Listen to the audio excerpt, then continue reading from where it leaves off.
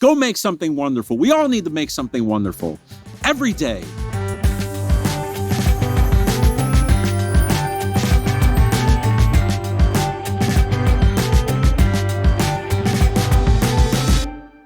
I'm trying to remember if I was, when you walk up to somebody and you say, and you have like a greeting, an engaging greeting. Hello, how are you today? All right, some housekeeping items. We have a refinement occurring.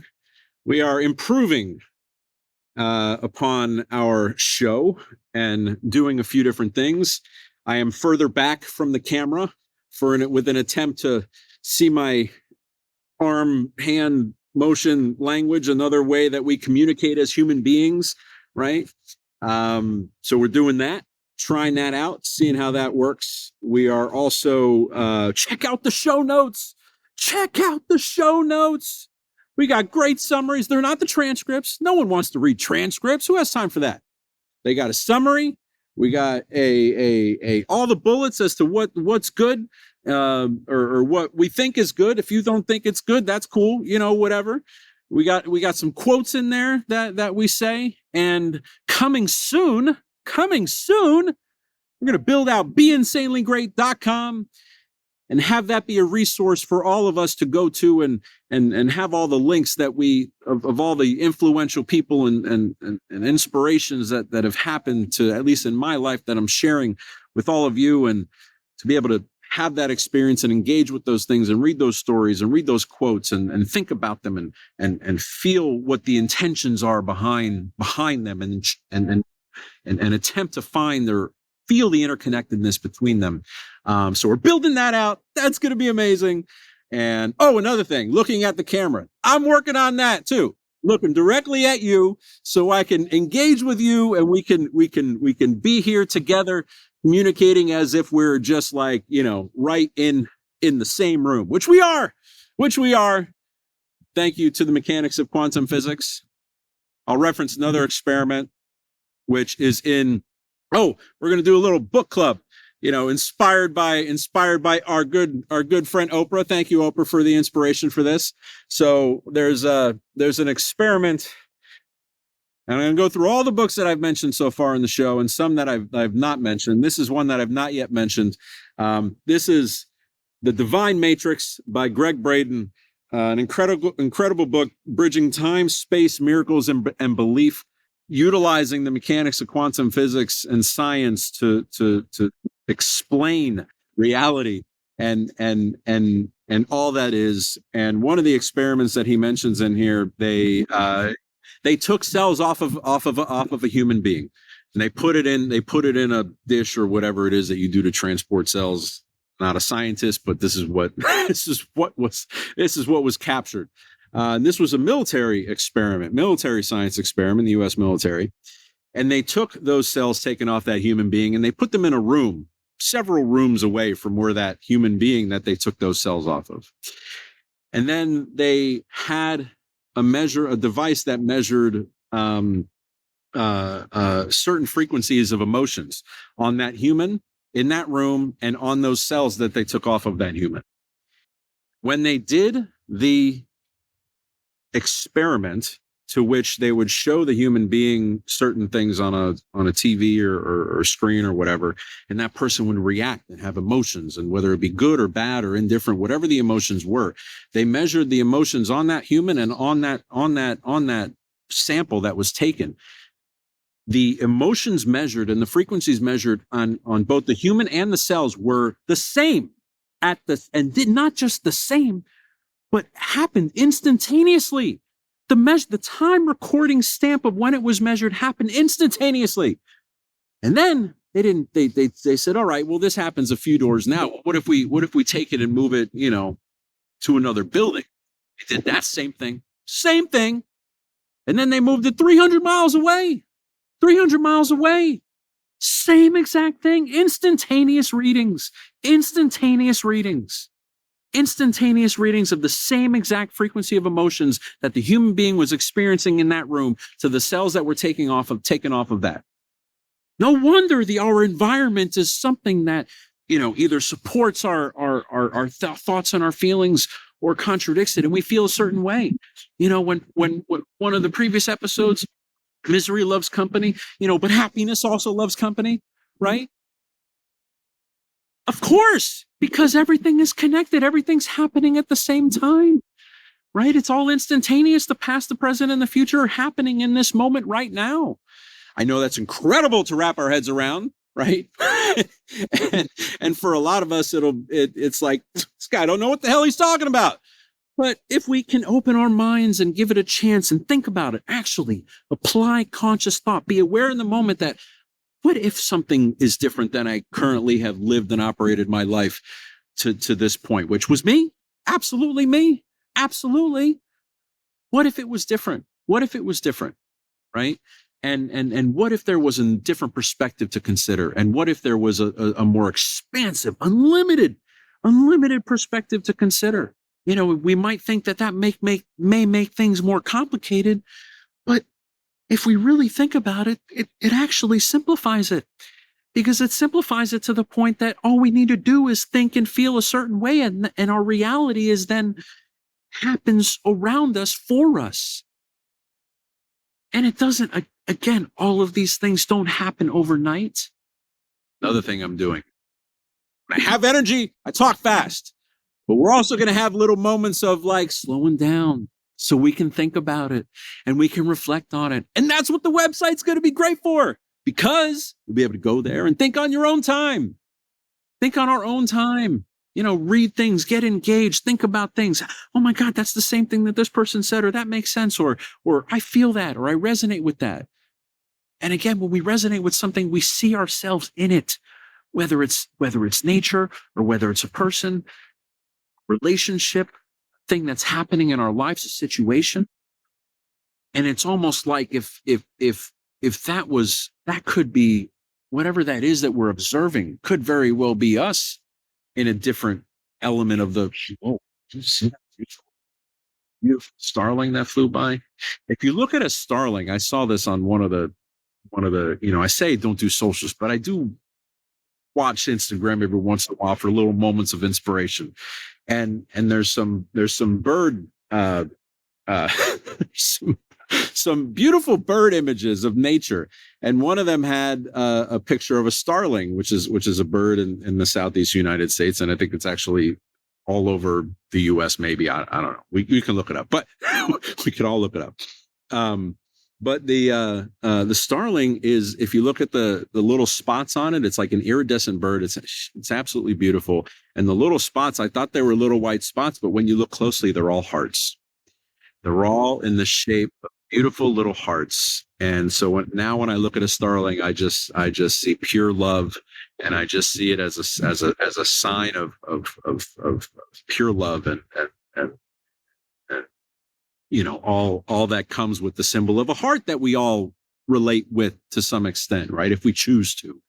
The Divine Matrix, Gregg Braden, thank you for writing such an incredible book to try and bridge all of this complex craziness that exists in our big world that's basically our own little worlds. Thank you, Gregg Braden. Thank you. So there's the first book we'll give credit to, which, again, is, I got a stack of books here we're going to go through. I'm looking at this stack. I'm like, can't believe I read these books. My grandmother's so proud right now. She's like, I knew you could read. You might not have wanted to read your whole life, but now you're reading. Thank you, Grandma. All right. So Gregg Braden book, amazing. Please check it out. It's true inspiration in many ways. And again, looking at the science of things, he goes through several experiments. He very clearly and in many different ways does exactly what the front of the book says: bridging time, space, miracles, and belief. Not religious in any sense, just using science and facts and perspective to try and pull things together to give us a different way to look at things. So amazing. I've got a great quote here from it that just talks about quantum entanglement, like you were just talking about. Observation is an act of creation, and that consciousness is doing the creating. And Riley, Thank you for saying that, because you just reminded me of another experiment. They were, and I won't get into the details of it, because I remember reading this experiment probably several months ago now, so I don't want to like confuse the facts and again give everyone an opportunity to look at it. But the experiment was, as they were trying to get this piece of matter to go through a certain loop or something like that, and they were trying to measure it in a certain way, and they were dumbfounded by the results. And come to find out, like, if they were looking at it, it was doing exactly what it is they wanted to do. If they weren't looking at it, it would do something completely different, right? And so we are the observers. If it is that simple, and if we do give ourselves the chance and the opportunity to believe that it is as simple as thinking and feeling to create our realities, then we observe. And when we observe, and observing is kind of thinking and feeling all in the same like bucket to some extent. If you're really engaged, and we're really present, and we're really thinking about it, we're observing.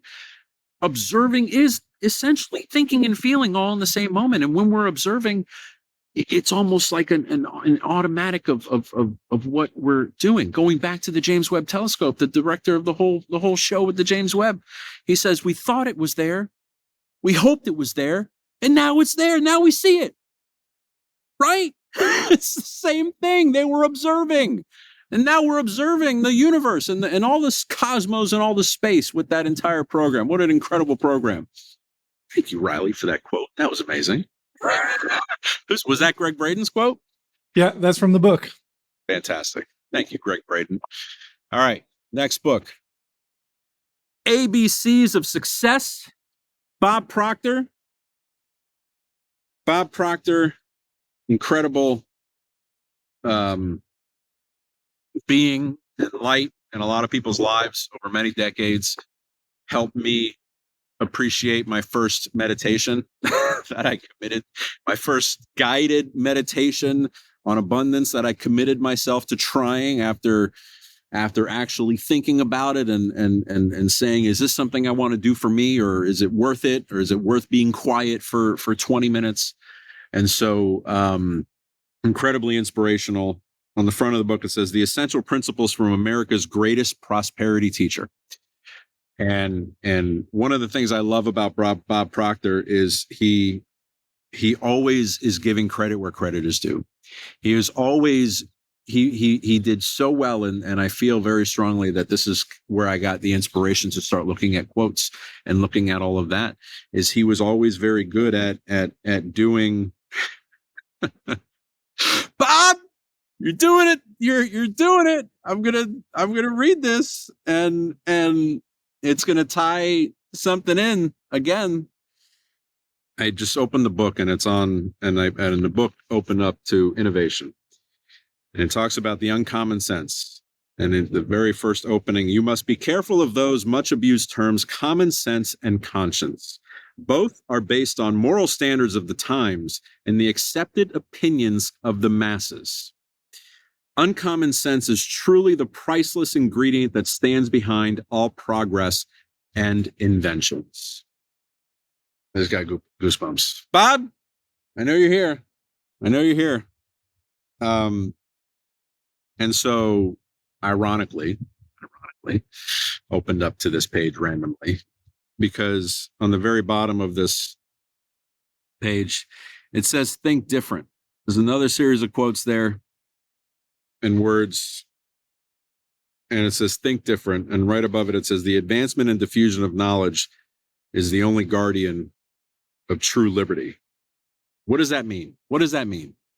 That means that we need to understand.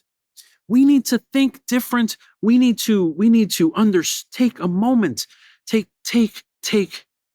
time. I'll say, when we say take time, what that really means is our consciousness getting into an awareness of being present and saying, let me think about that. Let me try and understand what the intention of those words are. Let me try to understand what the intention of that action was. Actions speak louder than words. Many people understand and feel and resonate with that? I absolutely do. Everybody can say anything, but the reality is we're a product of what we do. We are all a product. Oh, black and yellow butterflies back. We are a product of what we do, right? So think different. I'm gonna tangent right now. I'm gonna tangent into our good friend and inspiration for billions of people around the planet, Steve Jobs. Because again, I just got goosebumps again. You hear Steve? Steve's here. Says hello. He says think different. He says think different. He said think different and brought, when he went back to Apple, he needed to bring back the soul of Apple when he went back. He needed to bring back the soul of Apple. Another beautiful butterfly. Was reading I just discovered this weekend or this past, towards the end of last week, maybe Friday after our show, that there's a Steve Jobs archive, and that Laurene Powell Jobs and Tim Cook and Johnny Ive came together to basically give the world the information and the thought process and the awareness and the true spirit of who Steve is and continues to live on to be, and as he operated when he was here in a physical body, and it's so inspirational. One of the things that he said, and it's interestingly enough, it's very similar to the Beatles Get Back documentary, but it's not. Oh, beautiful. All coming out today, all the butterflies. In the Get Back documentary, we're able to see it, right? And we're able to hear it, and we're able to visualize it, right? Because it's a motion picture film. In the Steve Jobs archive, it's all written. And so, but it's the same context. It's how he thought, how he felt about things that motivated him, things that inspired him, right? And one of the things that where he was recalling in an interview or something that he had said is that when he first went to school, all he wanted to do was read books and chase butterflies. He wanted to read books and chase butterflies. What an imaginative, amazing way to go into school. But he soon realized that ain't what school is, or what the education system in California at the time was. And he said something along the lines of, they almost beat the curiosity out of me. They almost killed my curiosity, is what he said, right? He didn't say killed. He said beat the curiosity out of me. That's terrible. Tragic. Thank God that didn't happen, right? And so it seemed as though he was always, he was so inspired by who he was not in those moments of retaining and believing in the curiosity and the value that had, And all of what he did with Apple was of value. He wasn't trying to be a commodity like everybody else that built computers or anything else. He said it. We are in the early days of Apple. He said, we are the Rolls Royce of computers. He wasn't trying to be anything else but that. Trying to be the best in the world at design, at functionality, at making it easy for mere mortals to engage with the product and then feel the connectedness and feel the intention and the care that went into it, right?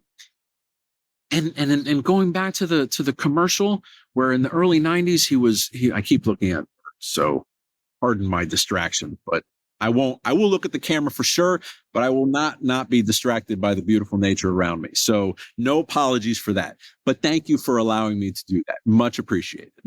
So going back to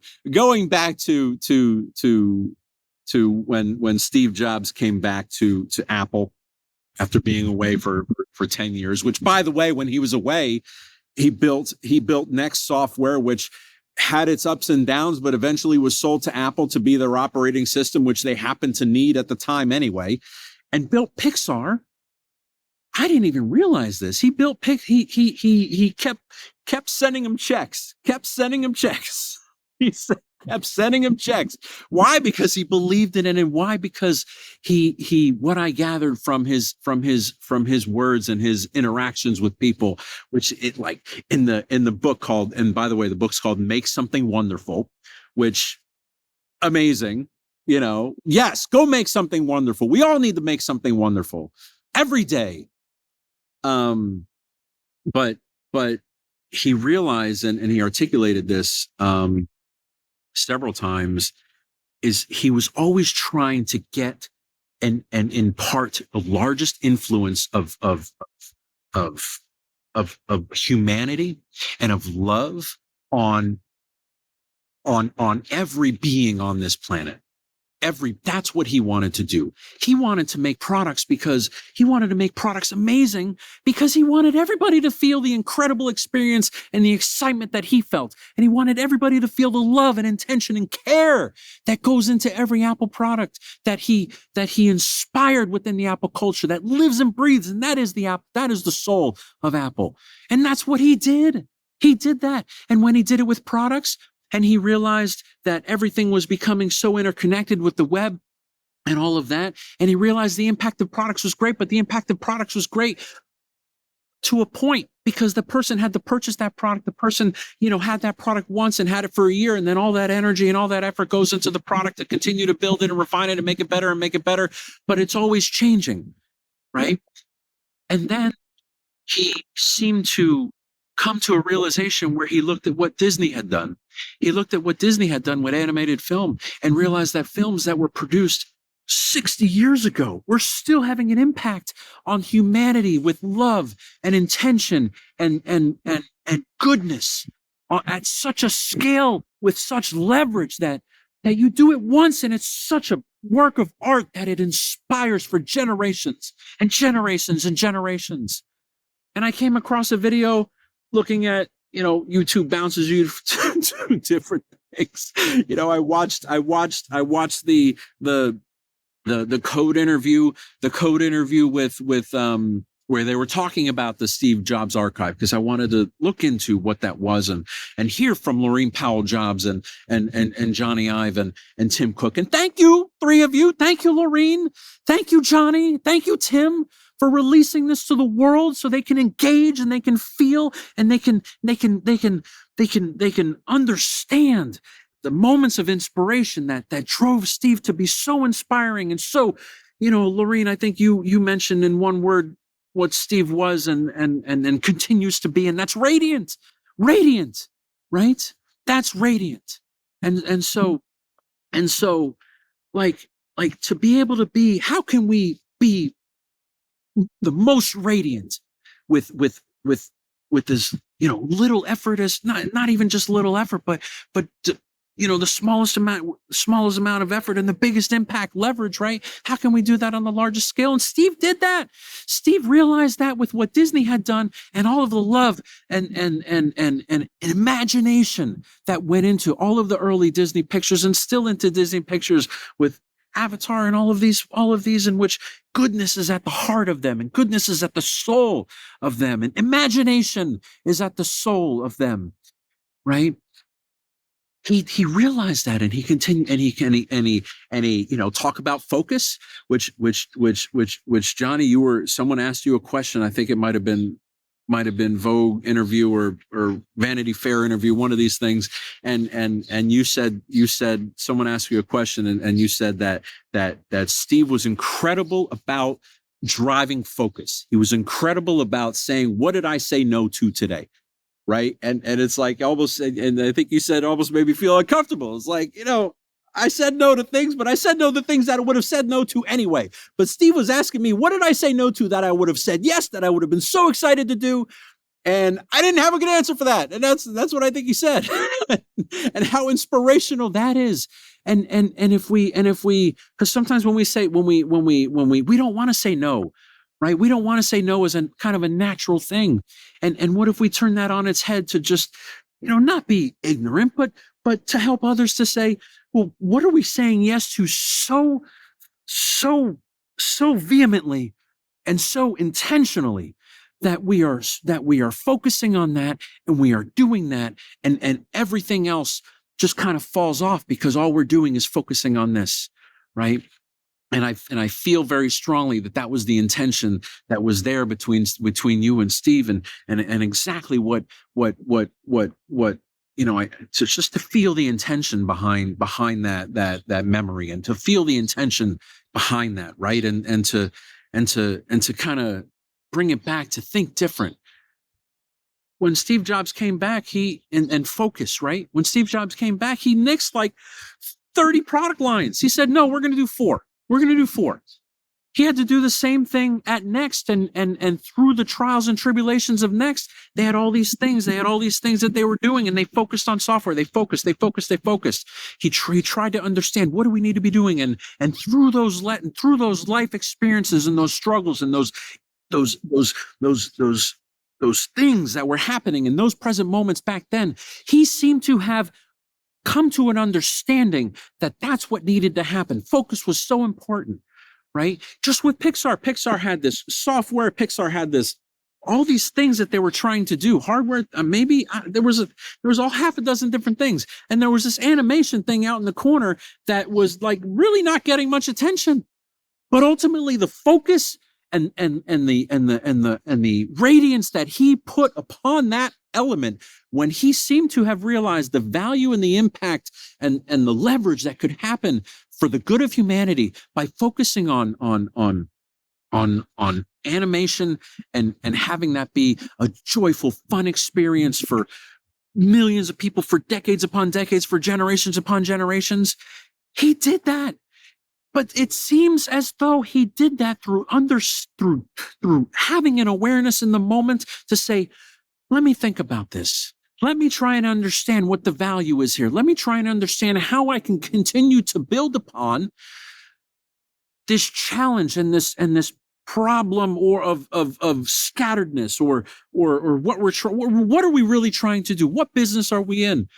Right. And it seems like Pixar's in the business of creating joyful memories and for humanity now, right? After that focus, right? And Apple is in the business of Apple, even today, like they're in the business of making it easy to communicate with technology. And Steve said that in I think many of his interviews. I saw one where he basically mentioned, and it might have been in the book, and please check out the book. It's free. Laureen, Johnny, and Tim, yes, give it away for free. Absolutely. Bring that inspiration. It's free. Check it out and read email chains and all that good stuff and seeing Steve respond to stuff. It's amazing. It's truly to be able to see the inside of different conversations that were had and different questions that were asked and how he approached those things. Incredible. Absolutely incredible. What better way to try and understand someone so inspirational to humanity than through something like that, to where give it to them and let them go through it and let them try to understand. Right. And so how incredible is that? But he said very clearly, Apple was to take the sophistication of technology and simplify that to something that anybody can interact with and say, oh my God, that's so easy. That's so easy. That's so easy, because he knew very clearly that the best way to get mere mortals, as he said, to interact with something so complicated and complex was to make it so easy, was to make it ridiculously easy that it was just a natural thing. Like, oh my God, that was so easy. That's what he did. That's what he did. And that's what he did so well. And I feel like that was inspirational, and it continues to be inspirational.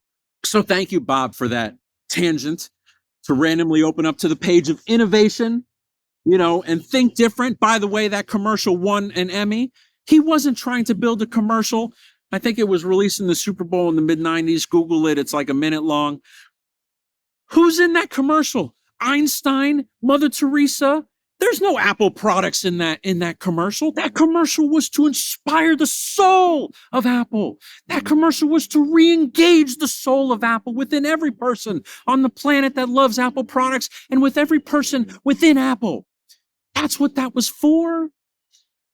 Look at the love and intention that was behind that. Think different. You weren't going to tell. Well, you think Einstein listened to anybody when he was coming up with his theories and his things? No, if he did, he would have. We wouldn't even know who he was. You're going to tell Mother Teresa you can't go and be that for those people? No, she did it. She did it. You're going to tell Steve Jobs that you can't do this and you can't do that? No, he's going to say, how do we do this? He's going to say, how do we do this? I don't want you talking about how we can't do this. I want to talk about how we can do this, right? That's what he did. That's what he inspired, and he continues to inspire, right? So think different. Our society tells us to think a certain way, to be a certain way, to be enveloped in all of the complexities and sophistication and madness and stress and all of this of our world. But what if we turned that on its head and said, no, be silent, connect,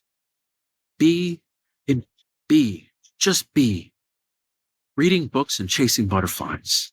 Can we just try reading books and chasing butterflies every once in a while? We might find what imagination is. We might find purpose. We might feel a feeling of joy. We might, but can we give ourselves a chance? I know I didn't. I know I hadn't prior to 8 months ago. I hadn't. I had not given myself a chance to do that. And I think many of us, if we're honest with ourselves, we don't either. We're always looking to the next thing. We're always trying to go to the next thing. But if we can just, and it's not easy. It's not easy. It takes awareness. It takes choices. It takes choices, which happens to be our next book. Your greatest power, which, spoiler alert, it's choice. Your greatest power is the power to choose. Okay? So J. Martin Kohe, thank you for this book. As a reference from Bob Proctor, from an interview that I watched, Lewis Howe podcast, incredible interview with Bob Proctor. Thank you for that. And feeling like I could sit with Bob Proctor for an hour to listen to his wisdom. And this was a recommendation from that, I believe. And thank you. And so, we're gonna stay on Steve Jobs for a little bit longer, because his inspiration, I think, still continues to touch millions or billions of us currently, and even through all of those moments of joy. Steve recognized the power of feeling.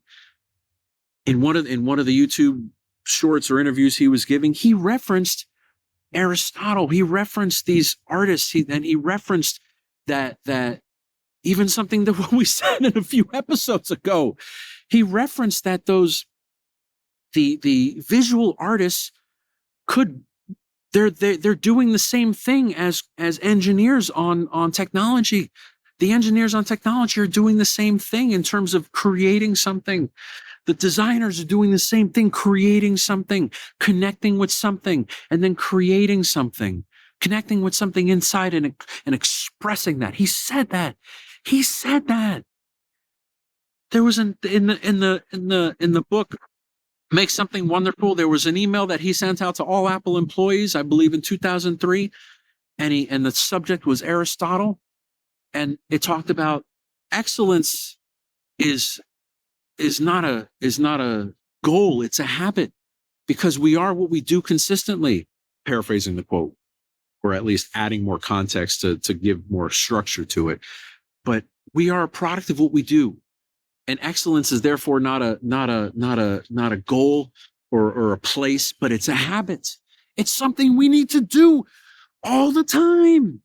And what if we applied that not just to our professions, not just to something we're trying to do, but our lives? What if we did that to our life? How many of us give ourselves the chance to do that?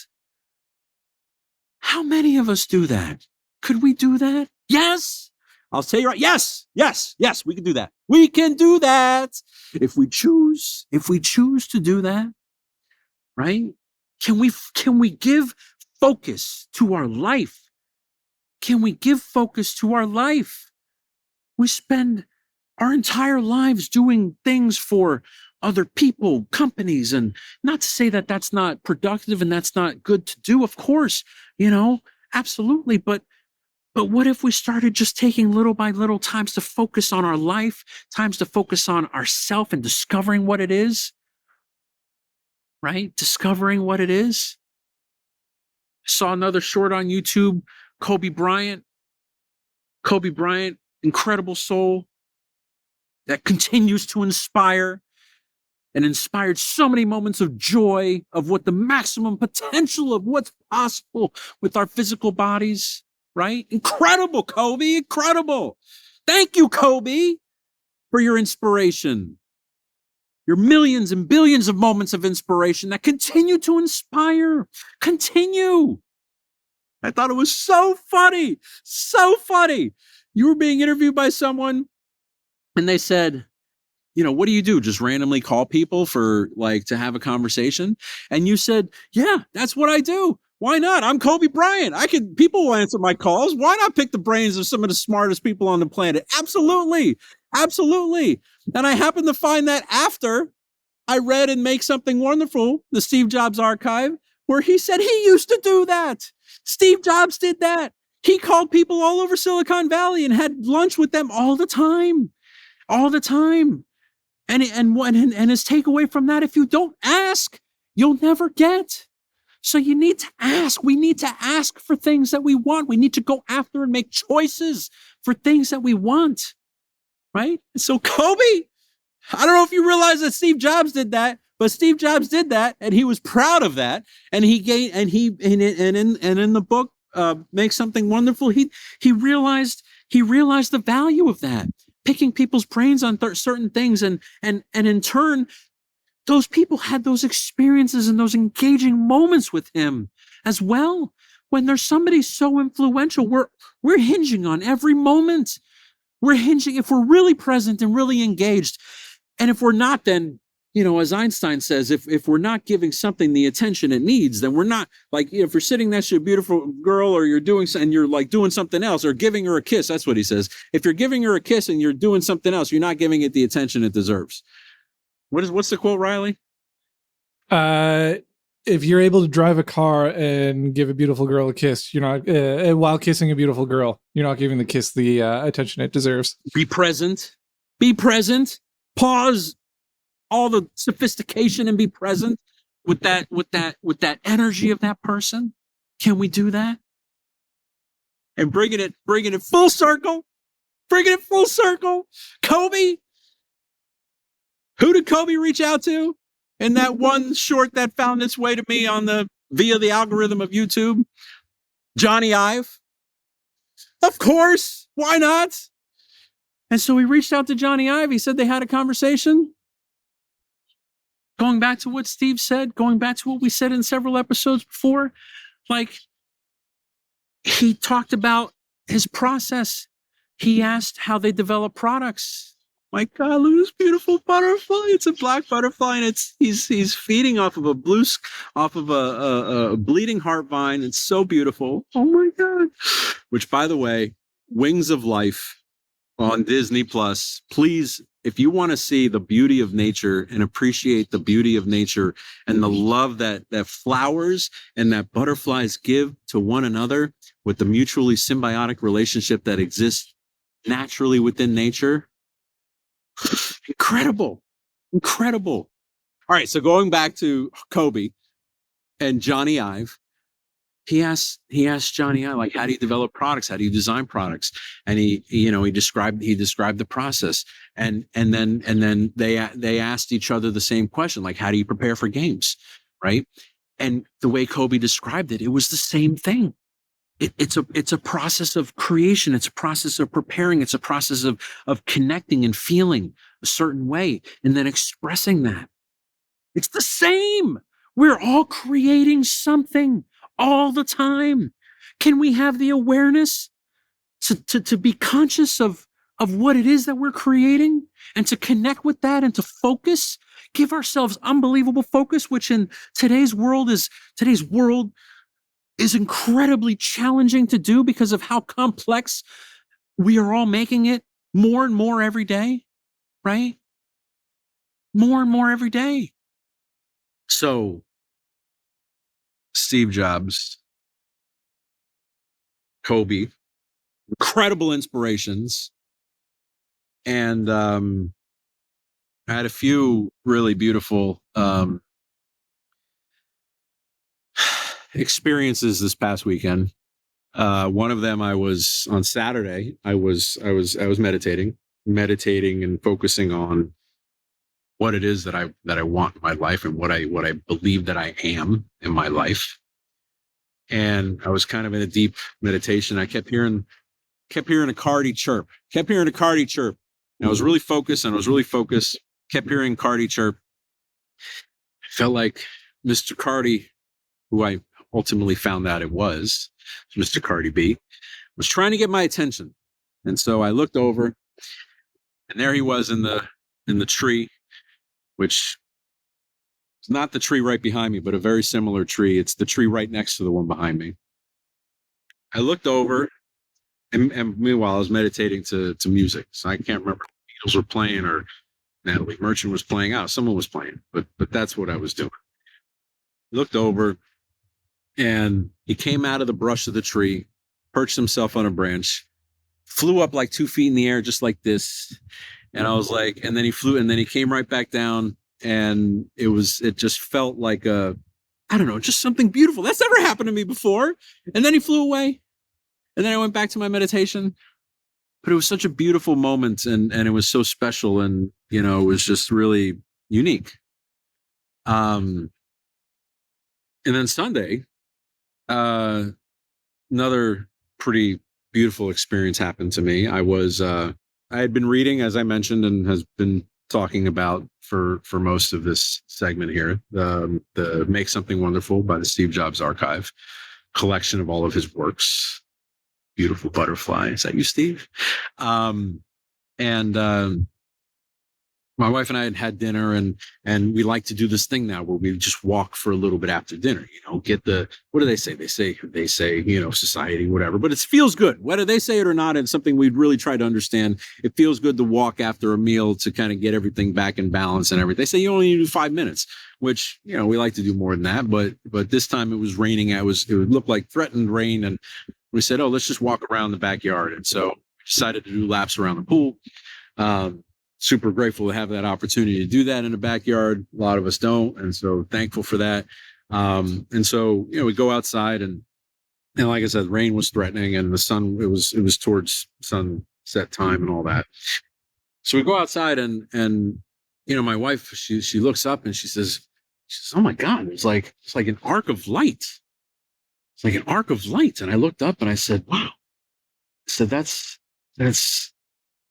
interesting. I've never seen anything like that before. Never seen it. It was so unique. And I said, first thing I thought it was rainbow, and then I looked and I'm like, I don't see the colors. I don't see the colors. I saw, so it's not a rainbow. And there's, even though rain was threatening, I couldn't find any colors. And even if it was some semblance of a rainbow, which there may have been some slight hints of some color, but it was clearly an arc of light over the sky. I didn't, and then it kind of just faded away over. We did laps around the pool. We were, having fun. She was walking fast. I was walking faster, and she kept running, and, it was a fun little experience. And we went, and then I looked up, and it was completely gone. And it was literally like 5-10 minutes. And then we went back inside, and we were sat on the couch together, and my wife putting some on TV she wanted to watch, and I decided that I wanted to read more of Make Something Wonderful. I kept reading and reading and reading. I'm reading on my iPhone. Thank you again, Apple and Steve. And so reading and I come across this page. I'm like, you got to be kidding me. I give it to my wife and I say, can you please read that? Make sure we're all like on the same page here. And she says, arc of light. I just got goosebumps. And so this was literally like 20 minutes after this just happened outside. And it was notes. So I had come to the page in which Steve was giving a commencement address, I believe, to a graduating class. And it was his handwritten notes on the last page of the speech. Because it literally said, like, within the first sentence on the page, it said arc of light. And then I went to like, where's the rest of it? Like, it seems like it's the tail end of a speech, and of course I scroll down and get to the next page and there's the speech. And so I read the entire speech and go through it. And it talked about, and Steve was talking about and giving this address to this class and these young minds that are ready and raring to go out into the world to put their own mark on society. And I think it was either at his college that he had went to, and as he said, dropped out and then dropped in for several years. I thought that was always said that. Or Stanford, or one of these. Reed College, I think, is the college he went to. It was either there or at Stanford, I believe, that he was giving this speech. And the whole reference on the arc of light that he was, once I got down to the element of the speech, which is the last tail end of it, that he spoke about, that is he said, think of your life as an arc of light in the sky. And it's there for a moment and then it goes away. So make the most of it. Do everything you can to shine as bright as you can shine. Because before you know it, if you're not paying attention, it's gone. Right? So that's what his point was. That's what he was trying to make. And that's what he was trying to convey to all of these young minds, that we all think we know it. We all think we know it all at that age. I first to admit, I knew it all. I wasn't listening to what anybody was saying, but in a sense of, and here I am saying, don't listen to anybody, but we want to listen to those that we feel that we understand what they're saying, and that it might impart some value in our life in this moment now, right? In this moment now, and almost allowing our life to be present in the moment. Daily Stoic, amazing Instagram, thank you. Daily Stoic had a quote from Seneca today, where again, I'm paraphrasing the quote. I'll get better at that so I can be exact, but for right now, I'm going to paraphrase. He said something like, make every moment your life, or make every day your life, and forget about the entire concept and construct and constraint of life, and just let it be one day and one moment at a time. My grandmother would always say, one day at a time, take it one day at a time, right? Take it one day at a time. We all should try that if we haven't. It distills it down to something that's manageable. It distills it down into something that's manageable, right? And finding a way, as we talked about in a previous episode, we see these things that are created in our world, whether they be, a software platform or an incredible building or whatever it is. All of those are millions and sometimes billions of choices over many, many, many, many billions of present moments within the worlds of everybody that was contributing to those things. So we have to break things down into manageable chunks. We have to break things down into present moments, to where we can be present, have an awareness, and then put intention into something. So that intention expresses, and it's then received. It's then received by those in which we are hoping is our audience when we create that thing, right?